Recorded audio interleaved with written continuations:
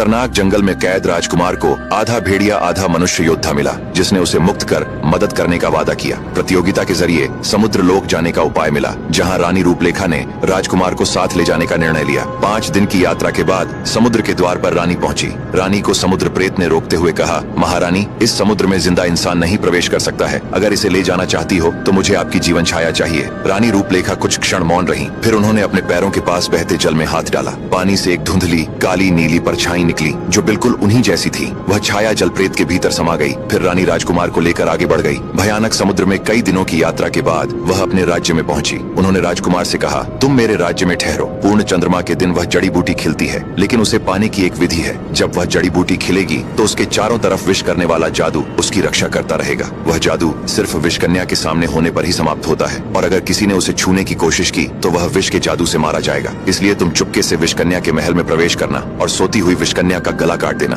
क्योंकि अगर वह जाग रही होगी और तुमने उसकी आंखों में देख लिया तो तुम पत्थर बन जाओगे। उसने कई मुसाफिरों को पत्थर बनाकर अपने महल में कैद कर लिया है। फिर उसके कटे हुए सिर को लेकर जड़ी बूटी के पास जाना, उसके सिर को जड़ी के सामने रखना। इससे जादू का असर खत्म हो जाएगा और तुम उसे आसानी से लेकर आ सकोगे। राजकुमार ने सारी बातें जान ली और निकल पड़ा। विषकन्या पलंग पर सो रही थी। राजकुमार ने ऐसा वार किया कि उसका सिर एक ही बार में धड़ से अलग हो गया। फिर उसने उस सिर को जड़ी बूटी के सामने ले जाकर रखा। जैसे ही ऐसा किया, जड़ी बूटी की जादुई घेरा टूट गई और राजकुमार उसे लेकर रानी के पास पहुंचा। यह जानकर रानी बहुत खुश हुई कि राजकुमार वापस आ गया है। फिर उन्होंने अपनी एक रक्षिका को आदेश दिया कि राजकुमार को सुरक्षित उसके देश छोड़कर आओ। रक्षिका के साथ यात्रा करके राजकुमार 7 दिनों बाद अपने राज्य में पहुंचा। फिर वह जड़ी बूटी लेकर पिशाचिनी के पास गया। उसे पाकर पिशाचिनी बहुत खुश हुई। जैसे ही उसने जड़ी बूटी अपने बच्चे को लगाया, उसकी आंख ठीक हो गई और फिर राजकुमार बेताल की मणि की तलाश में आगे बढ़ गया। अब आगे की कहानी जानने के लिए देखिए अगला भाग।